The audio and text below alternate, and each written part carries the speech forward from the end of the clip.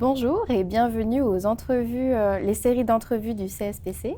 Je m'appelle Claire Le Tanner et je suis bénévole pour le CSPC. Aujourd'hui, j'ai le plaisir de pouvoir être accompagnée d'une personne vraiment que j'apprécie particulièrement. C'est Madame Souké Diatine, qui est la directrice du financement de la recherche scientifique et du développement technologique du ministère de l'Enseignement supérieur, de la Recherche et de l'Innovation du Sénégal. J'ai un grand plaisir de pouvoir être avec vous et de pouvoir vous poser des questions. Merci déjà d'avoir accepté notre entrevue pour le CPSC. Première question, vous faites partie justement de ce ministère de l'Enseignement supérieur, de la Recherche et de l'Innovation au Sénégal. Pourriez-vous nous en dire davantage sur les opportunités de financement pour la recherche que votre pays offre? Je vous remercie, Madame de Tanner, pour l'honneur que vous m'avez fait en m'invitant à cet entretien. Donc, c'est tout un plaisir pour moi de partager sur les questions qu'on va aborder. Moi, je suis le professeur Souké Diatine. Je suis enseignant-chercheur à la faculté de médecine, pharmacie et odontologie, au département d'odontologie, spécialiste en chirurgie buccale, implantologie. Et au niveau du ministère, depuis 2014, j'occupe le poste de directrice du financement de la recherche scientifique et du développement technologique. Donc c'est une direction qui est sous la tutelle de la Direction générale de la recherche et de l'innovation, qui a en charge d'harmoniser la recherche, de coordonner la recherche au niveau national, au nom du ministère de l'Enseignement supérieur, de la recherche et de l'innovation. Donc pour me présenter, au niveau de la direction du financement de la recherche scientifique et du développement technologique, comme son nom l'entend, on mène des activités de financement de la recherche. Nous coordonnons le financement de la recherche scientifique, surtout le financement des projets de recherche. Et aussi en matière de développement technologique, nous participons à la mise en œuvre de projets de création de plateformes telles que la plateforme de génétique moléculaire que j'ai l'honneur de coordonner. Et aussi, nous avons un grand projet de télémédecine, téléenseignement, que notre direction coordonne en collaboration, bien sûr, avec les autres structures du ministère. Particulièrement une sensibilité à la biologie moléculaire, donc je vous entends très bien sur ce sujet. Je me demandais donc quels sont les mécanismes de financement qui sont disponibles justement par cet organisme. Voilà, au niveau du ministère, il y a deux grands types de financement. C'est le financement national, donc c'est des fonds émanant du budget national, et le financement international, donc dans le cadre des partenariats.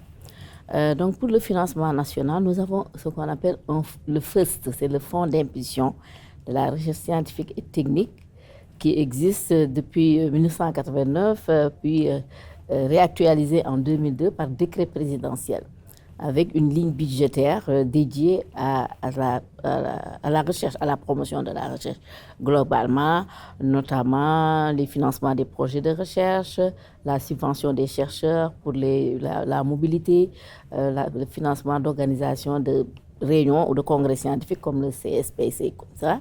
Donc ça, c'est le financement national. Et une autre partie de ce financement national, en 2013, par arrêté ministériel, il a été décidé d'allouer un certain fonds aux femmes. Donc ce fonds est dédié exclusivement aux femmes.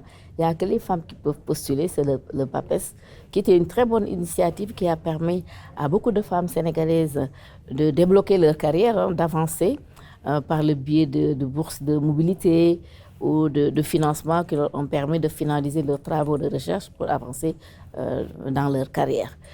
Donc ça, et en dehors de ça, il y a d'autres prix. Il y a le grand prix du chef de l'État, il y a un fonds dédié à la publication des scientifiques également, un petit fonds quand même.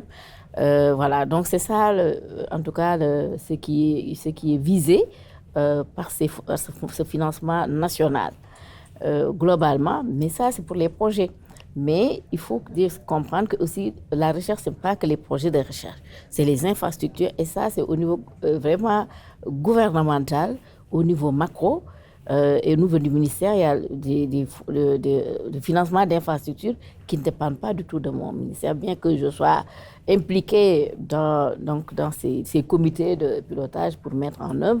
Mais il y a des financements aussi pour les infrastructures qui sont quand même parfois très, très importants. Excellent. Donc, un réseau vraiment complexe de financement. National. Excellent. Bien que c'est insuffisant, maintenant, malgré ces initiatives, ces fonds restent vraiment insuffisants. Et il a été décidé en 2013, il y a eu une concertation nationale de l'enseignement, sur l'avenir de l'enseignement supérieur. Et qui avait un volet, à partir de c'était une concertation inclusive qui avait vraiment réuni toutes les sommités au niveau du pays à travers la diaspora et tout. Et il y avait, les chercheurs avaient fait 78 recommandations. Et de ces recommandations, le président de la République d'alors avait ciblé 11 décisions, qui étaient la feuille de route vraiment et dans ces décisions, il y avait la décision numéro 8 qui ciblait la recherche, qui avait une mission de donner un nouvel élan à la recherche scientifique parce que c'est un consensus mondial que sans recherche, on ne peut pas se développer. Et là, dans ces directives-là, il y avait la création du Fonds national de la recherche et de l'innovation pour remplacer le fonds que j'ai évoqué tout à l'heure, le FIRST, parce que ce fonds aura une plus grande envergure et sera plus inclusif parce que ce ne sera pas un fonds seulement géré par le ministère de l'Enseignement supérieur. Voilà, donc un travail de remise en structure pour pouvoir réorganiser l'ensemble du Tout à fait. Et là, ça s'est concrétisé en 2023 par l'élaboration du plan national stratégique pour la recherche et de l'innovation, qui est sur 10 ans, 2023-2032. Ça aussi, c'est la direction générale qui l'a élaboré de façon inclusive, avec aussi vraiment en invitant toute la communauté, pratiquement comme dans le cadre de la CNAES que j'ai évoqué plus haut. Et là, c'est un document accessible sur le site de notre ministère et tout. C'est le plan national stratégique et de l'innovation où il est recommandé, en tout cas décliner, la création du Fonds national de la recherche et de l'innovation. Donc en matière de financement, c'est ça la vision maintenant. On est dans ça pour créer avec un système de gouvernance, pour pallier aux défis auxquels nous sommes confrontés actuellement. Excellent. Merci beaucoup pour l'illustration. Je comprends bien donc qu'il y a plusieurs acteurs qui ont contribué à cette réflexion. Tout à fait. Ces acteurs-là et actrices, est-ce qu'il y a eu aussi, au-delà de cette réflexion-là, une réflexion par rapport au partenariat, au développement de partenariats, que ce soit entre pays sud-sud, que ce soit les pays voisins du Sénégal ou aussi dans des collaborations nord-sud? Est-ce que vous pouvez nous parler un peu plus de ces aspects-là? Tout à fait. Donc, en matière de partenariat aussi, nous sommes membres de groupes de recherche ou de groupes de promotion de la recherche. Par exemple, dans le cadre de la collaboration Union européenne-Union africaine. Nous sommes membres d'un consortium qu'on appelle LIP-Agri.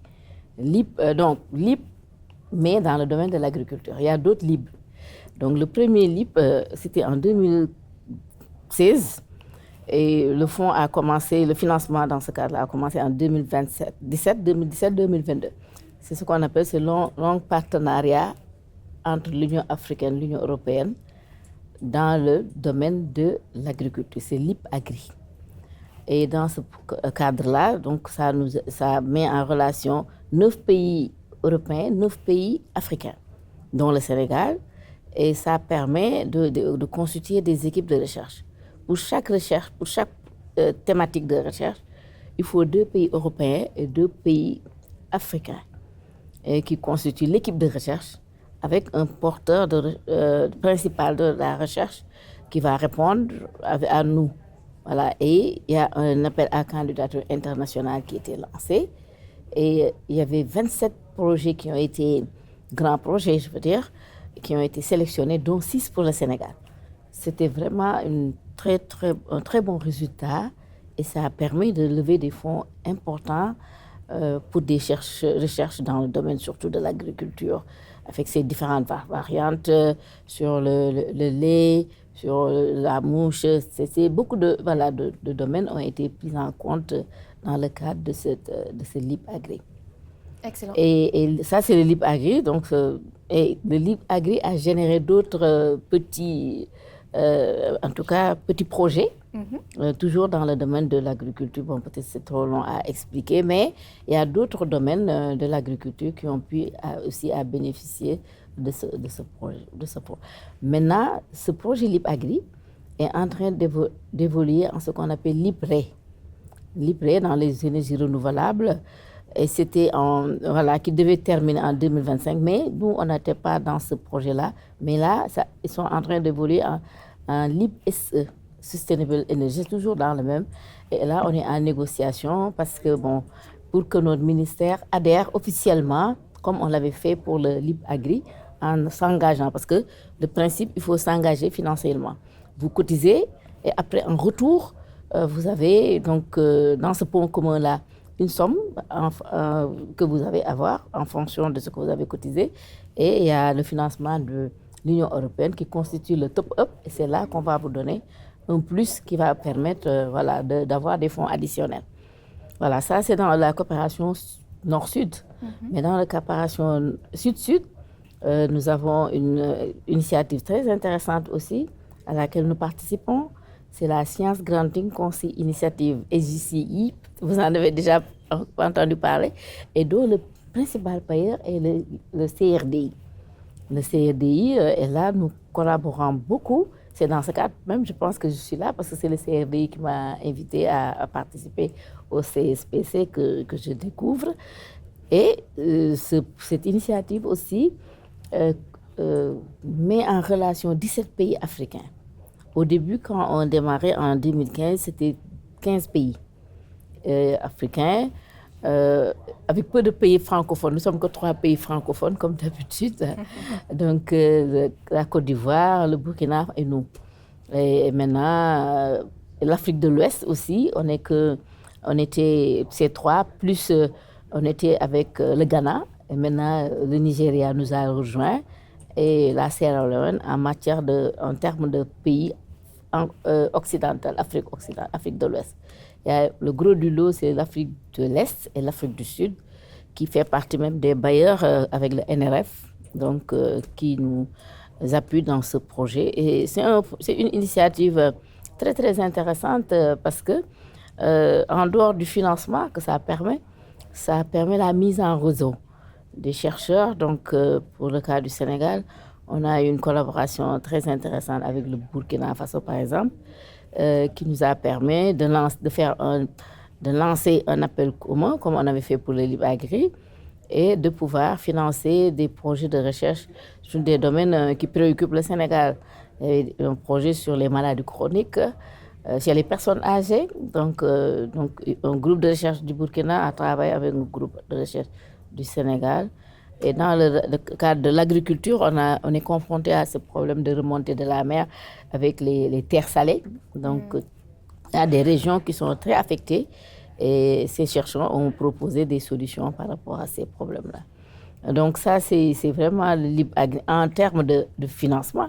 Mais autre chose que ça permet, c'est le renforcement de capacités.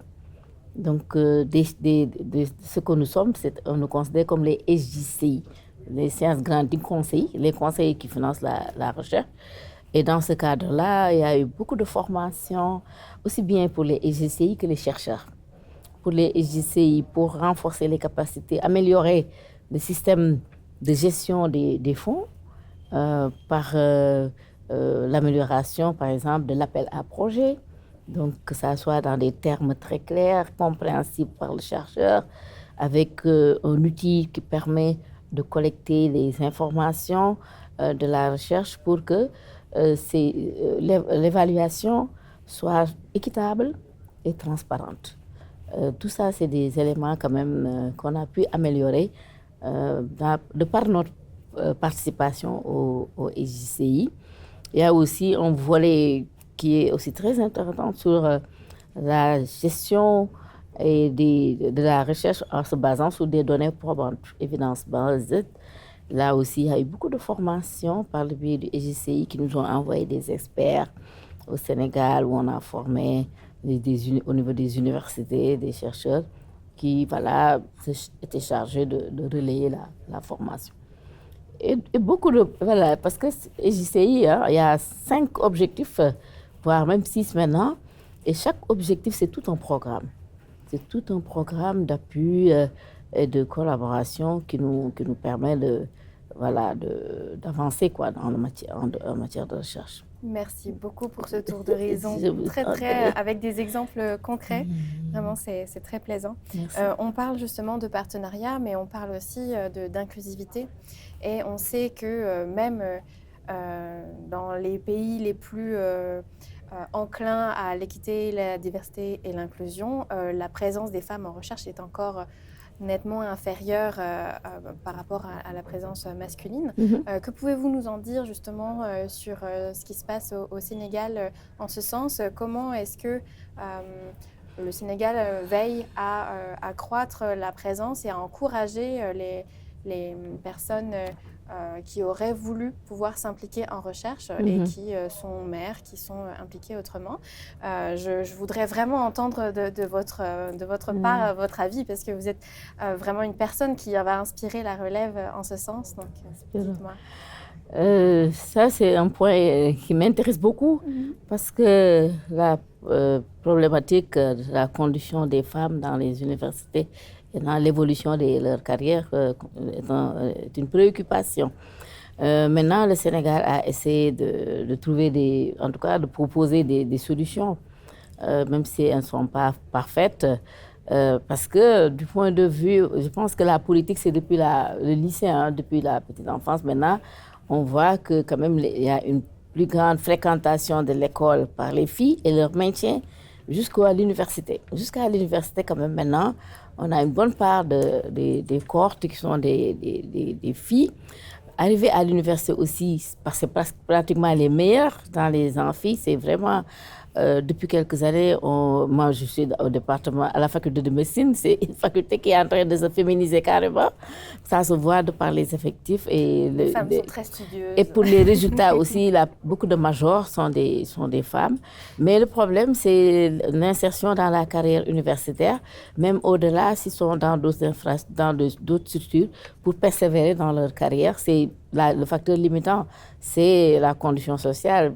Toutes les femmes aspirent, voilà, en tout cas jusqu'à récemment, c'était la réalité, à avoir un mari, fonder un foyer. Et là, paf, c'est le blocage, ce n'est plus possible parce que il y a les enfants, il y a au niveau du Sénégal, comme on est confronté à des réalités sociales, hein, c'est la femme qui est la maîtresse de la maison. Après le boulot, voilà, c'est la femme qui doit changer de profil carrément, aller à la cuisine, tout faire. Mais pour pallier à ça, concrètement, ce qui a été fait, je l'ai dit, évoqué en 2014, c'est la création du PAPES. Parce que là, c'était des femmes, hein, chercheurs, qui sont venus voir le ministre pour parler pour qu'on trouve concrètement une solution à ça. Et c'était ça qui était proposé et le PAPES est né. Et, le financement n'était pas très important, mais ça avait permis vraiment à des femmes qui ne pouvaient pas sortir. Parce que la solution, c'était de leur permettre d'avoir des moyens pour aller en Europe quelque part, pour au moins chaque 2 mois, elles sortent, écrivent un peu, font leurs recherches et avancent dans leur carrière. Donc ça a été une solution. Au début, c'était même les femmes chercheurs, mais après maintenant, les doctorantes sont venues s'inscrire et ont même dépassé les femmes chercheurs.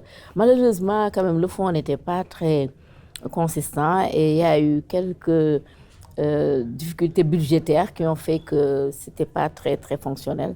Mais avec les nouvelles instructions que nous avons reçues, je pense que ça va se décanter très rapidement. L'autre chose qui a été des initiatives, hein, au niveau de certaines universités, c'est la garderie des enfants. Donc, on a eu l'université UGB, dont on a parlé tout à l'heure, a eu à initier ça, parce que le ministre qui a créé le fonds était d'alors, à ce moment-là, le recteur. Et là, c'est les doctorantes qui étaient venues là, qui posaient le problème des étudiantes qui avaient leurs enfants qui ne pouvaient plus continuer les études. Et là, ce fonds, là-bas aussi, ils ont créé une garderie d'enfants carrément dans l'université. Et au début, c'était les doctorants, mais après, les enseignantes, chercheurs aussi sont venus mettre leurs enfants et ça a fait vraiment quelque chose. Et là, nous, on veut vraiment démultiplier ce modèle-là au niveau des autres universités, qui peuvent le faire. Et là, dans le cadre de EJCI, il y avait un appel à manifestation d'intérêt et on a proposé ce projet pour financement. C'est accepté, on a le préfinancement, mais pas pour l'étude de cas, pour étudier, pour voir si ça sera faisable ou pas. Mais nous, on le propose parce que nous avons une cellule genre au niveau de notre ministère. Maintenant, même au niveau du Sénégal, dans chaque ministère, il y a une cellule genre qui vraiment se préoccupe de la carrière des femmes, des conditions dans les ministères et tout ça.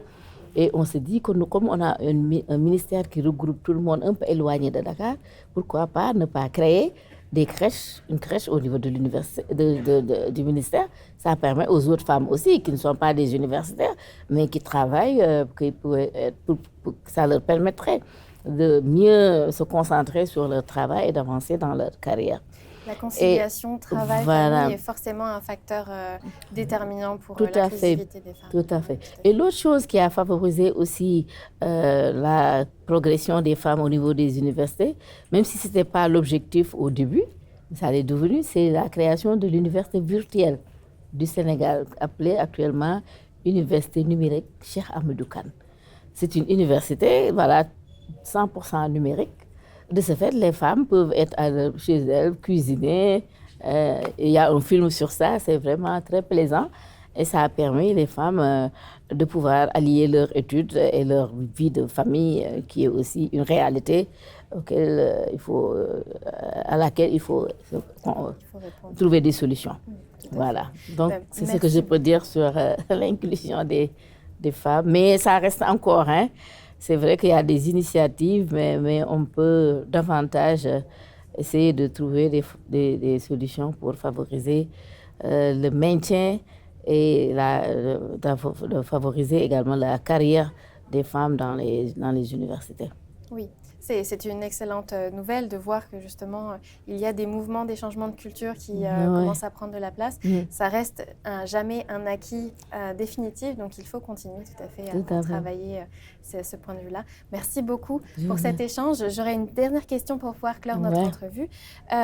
Je me demandais quel était votre regard par rapport au CSPC. Vous nous avez confié que c'était la première fois que vous puissiez participer à cette conférence. Donc, quel est votre regard par rapport à la contribution du Centre sur les politiques scientifiques canadiennes et son rôle dans la communauté à titre de pôle de connexion, mobilisateur de connaissances et d'incubateur de talents dans le domaine des politiques liées à la science et l'innovation? Voyez-vous une opportunité pour vous en tant que représentante du Sénégal? Oui, j'en profite pour remercier le CRDI qui m'a permis vraiment de découvrir le CSPC. Quand j'ai eu les documents, j'ai lu, je vois que vraiment c'est une belle voie de promotion de la recherche. Et nous, ça nous intéresse. Donc, vraiment, les objectifs, l'orientation et tout, j'ai beaucoup appris de CSPC. Et là, moi, tout ce que je peux dire, c'est que ça nous permette, que ça nous donne des opportunités de collaboration dans tous les domaines, parce qu'il y a une agence de financement de la recherche qui est le fonds de financement de la recherche, donc nous gérons le financement. Mais en dehors du financement, nous, par le biais de ce que j'ai vu, j'aimerais bien avoir des contacts de collaboration pour nous permettre de promouvoir la recherche, parce que ce sont nos domaines d'intérêt. Domaines d'intérêt dans la recherche, dans tous les niveaux. J'ai vu hier un colloque sur l'intelligence artificielle. Aussi, ça nous intéresse parce que nous avons une équipe qui travaille sur ça. même si c'est au début, parce que c'est cette équipe qui est à l'université numérique. Donc, il y a de très grands ingénieurs en matière d'informatique et autres, et de robotique et tout. C'est des options que nous avons. Et voilà, moi, j'aimerais bien, en tout cas, exploiter ce que j'ai découvert à travers le CSPC. Un grand merci, Madame Diatine, et un grand merci à vous pour votre écoute.